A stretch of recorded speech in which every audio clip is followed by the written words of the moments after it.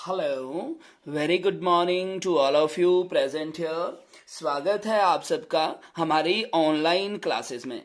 Guys, मेरा नाम सनी है और मैं आप लोगों के लिए लेके आया हूं आज क्वाड्रेटिक इक्वेशन का पार्ट 2, जिसमें हम लोग सीखेंगे कि क्वाड्रेटिक इक्वेशन को कैसे सॉल्व किया जाता है। तो बेसिकली गाइस, अपन बात करें तो क्वाड्रेटिक इक्वेशन को सॉल्व करने के हमारे पास 3 मेथड हैं। That is your factorization method, completing the square method and quadratic formula. हम लोग वन बाय वन करके गाइस हर एक मेथड के बारे में यहाँ पे बात करेंगे। Let's start it with your exercise 4.2 with a guys factorization method. तो यहाँ पे अगर बात करें तो आपका पहला क्वेश्चन दिया गया है guys, x square minus 3x minus 10 is equal to 0। और यहां पे मुझे करना क्या है, इस इक्वेशन को सॉल्व करना है with the help of factorization method. तो चलिए स्टार्ट करते हैं फैक्टराइजेशन मेथड से। अब अगर बात करेंगे इस तो सबसे पहले आपको पता होना चाहिए आपकी क्वाड्रेटिक इक्वेशन के स्टैंडर्ड फॉर्म के बारे में। तो गाइज, हमारे पास जो क्वाड्रेटिक इक्वेशन का स्टैंडर्ड फॉर्म होता है वो कुछ ऐसे होता है, ax square plus bx plus c is equal to, जहां पे x स्क्वायर के साथ जो वैल्यू लगा हुआ है वो होगा x स्क्वायर का कोफिशिएंट। जो x के साथ वैल्यू अटैच होगा वो x का कोफिशिएंट होगा, और जिसके साथ गाइस वेरिएबल आपका x नहीं लगा है वो हमारे पास होगी कांस्टेंट टर्म। अब जैसे अगर यहां पे बात करें गाइस, कंपेयर करें इस इक्वेशन को अपनी स्टैंडर्ड फॉर्म के साथ, तो आप लोग यहां पे क्लियरली बोल सकते हैं कि जो a का वैल्यू रहेगा एक्स स्क्वायर के साथ जो लगा है वो है a, एक्स स्क्वायर के साथ यहां पे गाइस क्या है 1, तो a का वैल्यू कितना रहेगा 1। अगर b की बात करें गाइस तो x का जो कॉफिशिएंट था वो था आपके पास b। यहां पे बात करें तो x के साथ लगा है -3, so the value of v is -3। आगे बात करें कांस्टेंट टर्म, मतलब जिसके साथ इंग्लिश का अल्फाबेट अटैच नहीं है उसको आप लोग कांस्टेंट टर्म बोलते हैं।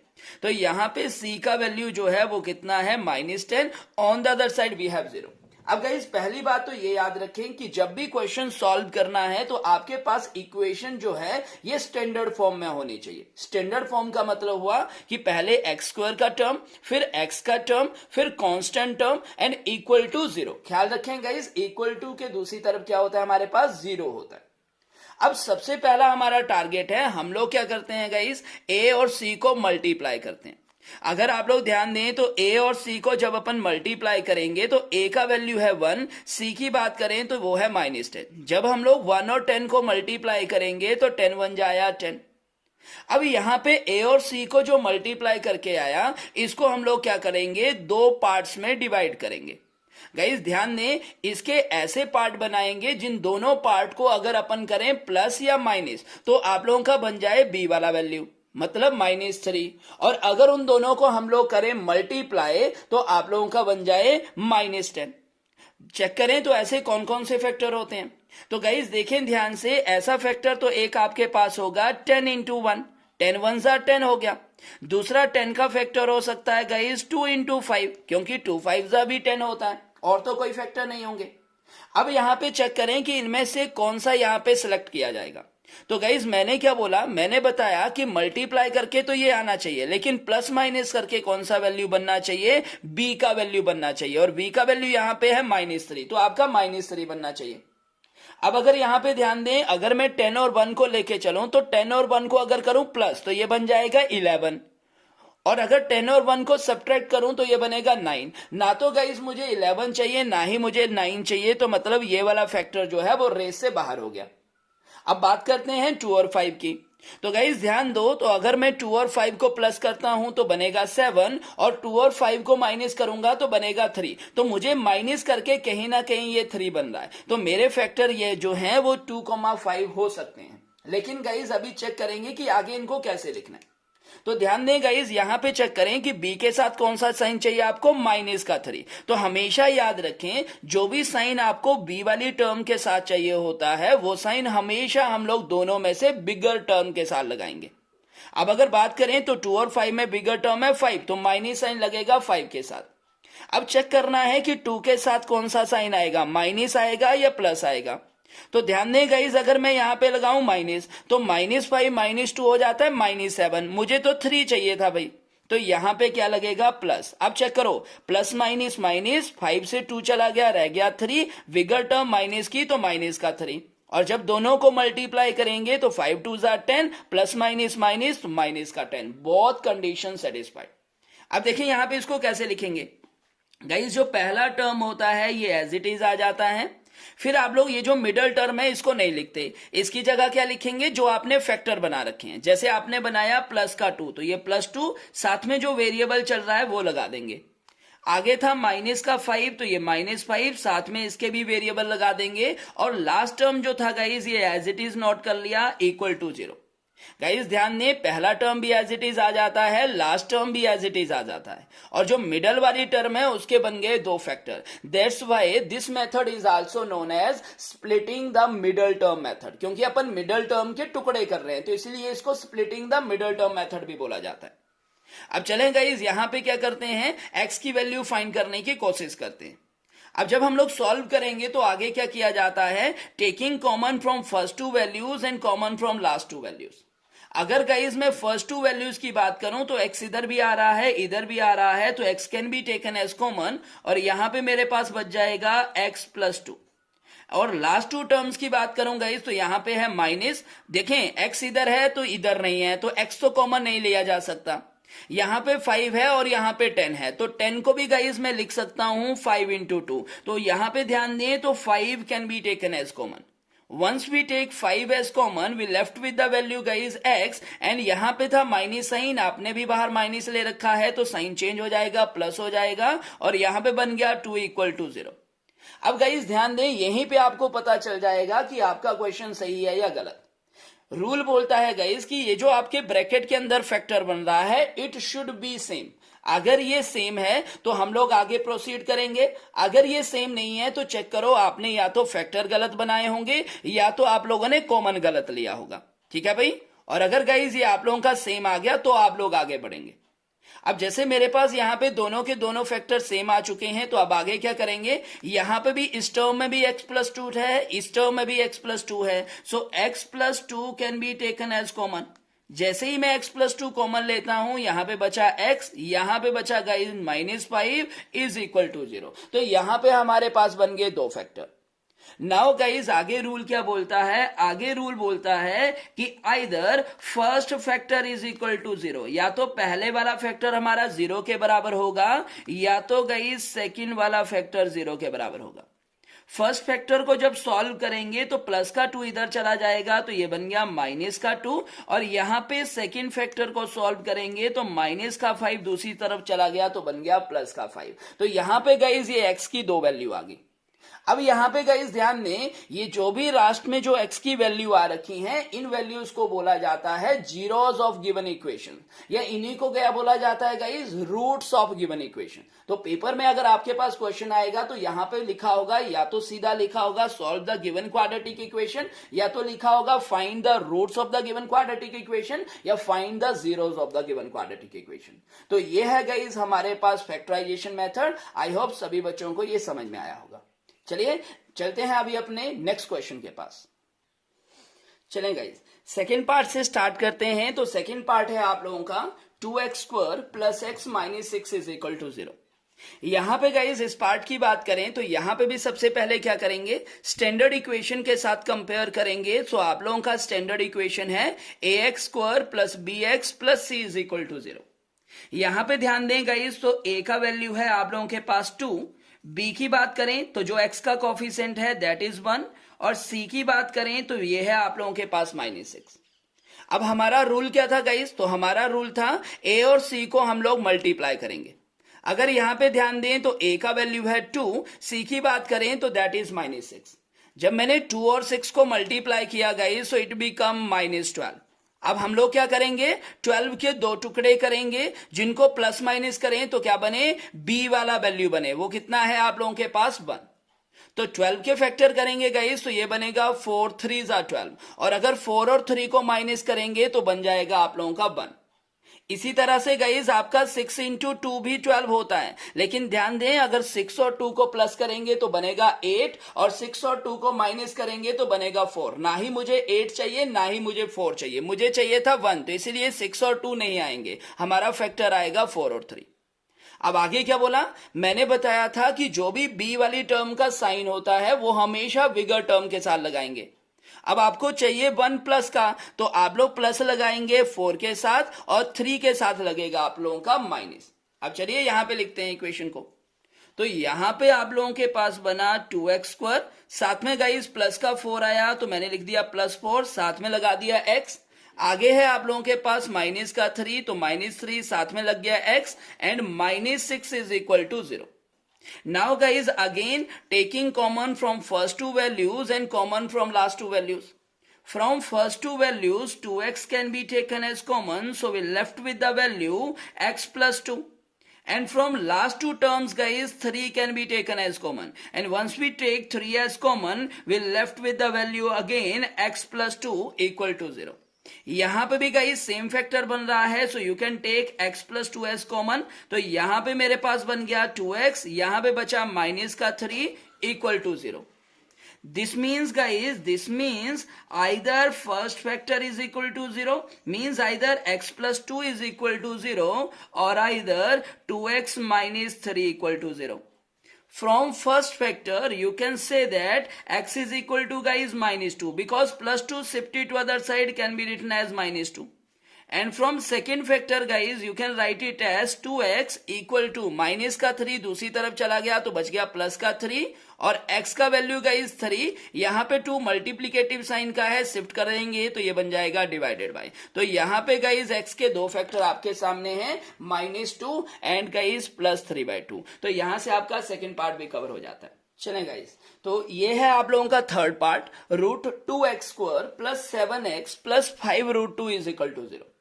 यहां पे भी गाइस सेम ही लॉजिक लगाएंगे। सबसे पहले हमने चेक करा equation should be in proper order, तो यहां पे प्रॉपर ऑर्डर में ही है भाई, x² then x then constant equal to 0।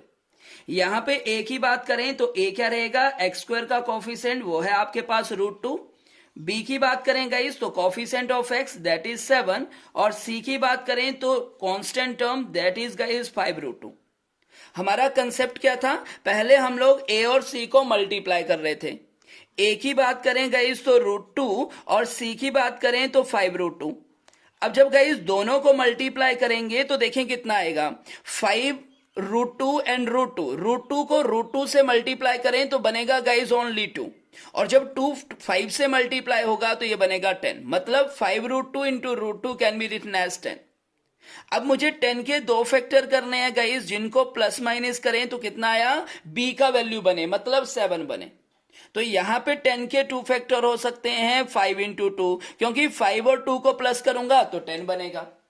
अब हमने क्या सीखा था, हमने सीखा था कि जो b का साइन होगा वही बिगर टर्म के साथ लगाएंगे। तो यहां पे b के साथ 5 बड़ा है तो 5 के साथ लग गया प्लस साइन। अब अगर गाइस बात करें 2 की, तो 2 के साथ कौन सा साइन आएगा, तो 2 के साथ भी प्लस ही आएगा, क्योंकि तभी 5 + 2 7 होगा। अगर आप लोग 2 के साथ माइनस साइन लगा देंगे तो 5 से 2 माइनस होके तब तो 3 बन जाएगा। बनाना कितना था, 5 बनाना था। चलें यहां पे लिखते हैं।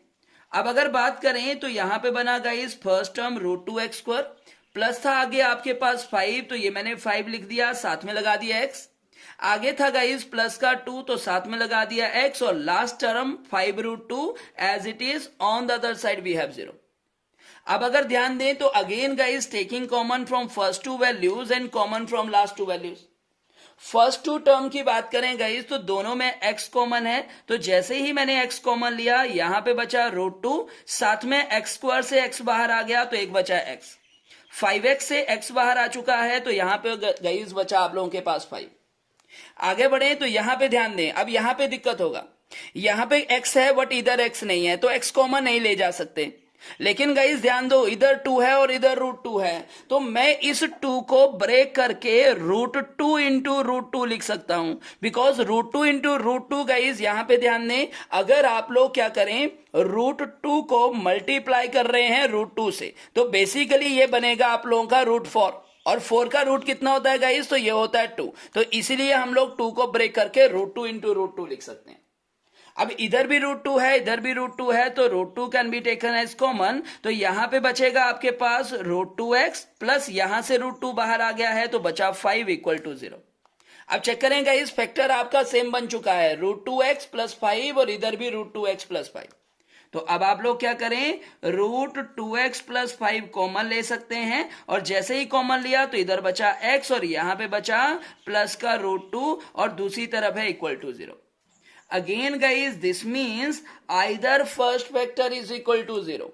Either √2x plus 5 equal to 0 or x plus √2 equal to 0. यहां पे सॉल्व करें गाइस तो √2x 5 दूसरी तरफ जाएगा तो माइनस का 5 हो जाएगा, और x की बात करें तो ये बनेगा -5 डिवाइडेड बाय √2. और अगर वहीं पे सेकंड फैक्टर की बात करें तो प्लस का √2 दूसरी तरफ जाएगा तो माइनस का √2. तो इस तरह से गाइस हमारे पास x के दोनों की दोनों वैल्यू आपके पास आ जाती हैं. चलें अभी चलते हैं अपने नेक्स्ट पार्ट के पास. चलिए ये है गाइस हमारे पास part number 4. 2x² - x plus 1/8 is equal to 0. अब यहां पे चेक करते हैं इस पार्ट को कैसे सॉल्व करेंगे.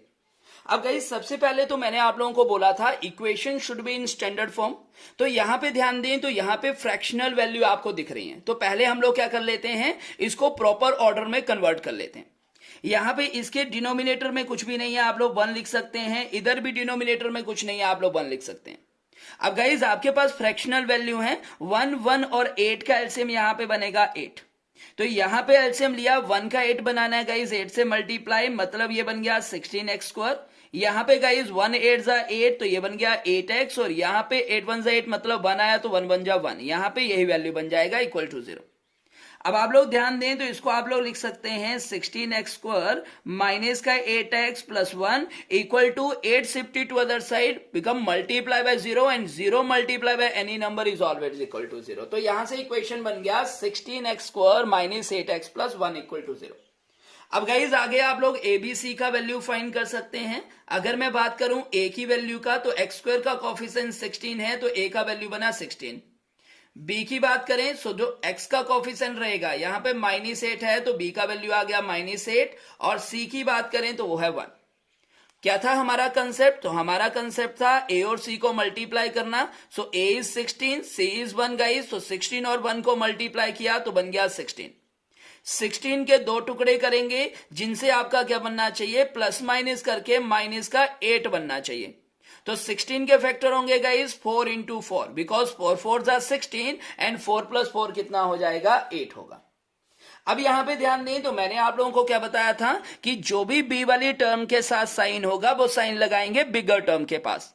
अब आपको चाहिए था माइनस का 8, यहां पे दोनों टर्म में इक्वल हैं तो इधर भी माइनस लगेगा इधर भी minus, because minus minus plus हो गया. 4 प्लस 4 8. जब सेम टर्म में हो सेम साइन हो तो वही साइन रिजल्ट के साथ आ जाता है तो ये -8 बन जाएगा. और जब दोनों को मल्टीप्लाई करेंगे तो 4 4 जा 16 माइनस माइनस प्लस का 16. चलिए यहां पे लिखते हैं इक्वेशन को. तो ये बना 16x² माइनस का बना गाइस 4x, आगे अगेन -4x एंड लास्ट में +1 equal to 0. Again taking common from first two and common from last two. From first two guys 4x can be taken as common. 16 से 4 ले लिया तो बचा 4 4 जा 16. x² से x बाहर आ चुका है तो यहां पे x बचा, माइनस गाइस 4x से 4 ले लिया तो आपके पास बचा 1. From last two values guys यहां पे ध्यान दो, यहां पे दोनों में कुछ भी कॉमन नहीं दिख रहा. जब कुछ भी कॉमन ना हो तो उस केस में हमेशा 1 can be taken as common, और जब भी 1 लिया तो अंदर वाली टर्में एज इट इज ही रहती हैं. बट ख्याल रखें यहां पे आपने ये माइनस साइन कॉमन ले रखा है तो अंदर वाली टर्मों का साइन चेंज हो जाएगा और ये बन जाएगा -1. इधर भी 4x -1, इधर भी 4x -1. So again 4x -1 can be taken as common. यहां पे बचा क्या गाइस, तो 4x बचा और यहां पे बचा -1 equal to 0. This means guys, this means either first factor is equal to 0, मतलब आइदर 4x -1 इक्वल टू 0 और 4x -1. अब दोनों फैक्टर एक जैसे हैं गाइस, तो यहां से बात करें तो 4x इक्वल टू 1 और x is equal to 1/4. Similarly second factor भी आप लोगों का सेम है तो यहां से भी गाइज आपकी जो x की वैल्यू आएगी वो 1/4 ही आएगी. तो इस तरह से गाइज आप लोगों के यहां पे x के दोनों रूट आ जाते हैं. क्वेश्चन फर्स्ट के सारे पार्ट कवर हो जाते हैं. आई होप आप लोगों को सारे के सारे पार्ट बढ़िया तरीके से समझ में आए होंगे. अगर गाइज आप लोगों को सारे के सारे क्वेश्चन बढ़िया तरीके से समझ में आए हैं तो हमारे चैनल को सब्सक्राइब जरूर कर लें, बेल आइकन पे क्लिक कर दें जिससे आप लोगों को नोटिफिकेशन टाइम पे मिलता रहे, और साथ में हमारी वीडियोस को बाकी अपने फ्रेंड सर्कल में भी जरूर शेयर करें। गाइस ध्यान दें, अगर आपको चेक करना है कि क्वाड्रेटिक इक्वेशन क्या होती है तो आप लोग हमारी वीडियोस का फर्स्ट पार्ट भी चेक कर सकते हैं, देख सकते हैं। वहां पे आप लोगों को क्लियरली पता चल जाएगा जिसमें मैंने डिटेल से बता रखा है कि क्वाड्रेटिक इक्वेशन क्या होती है। तो आप लोग फर्स्ट पार्ट भी जरूर देख लें। चलें गाइस, इसी के साथ आज की सेशन का यहीं पे करते हैं एंड। चलें गाइस, इसी के साथ आज का सेशन यहीं पे खत्म करते हैं। बाकी मिलेंगे अपने नेक्स्ट सेशन में। तब तक के लिए okay, bye bye, take care and have a nice day guys. Okay guys, thank you and bye bye.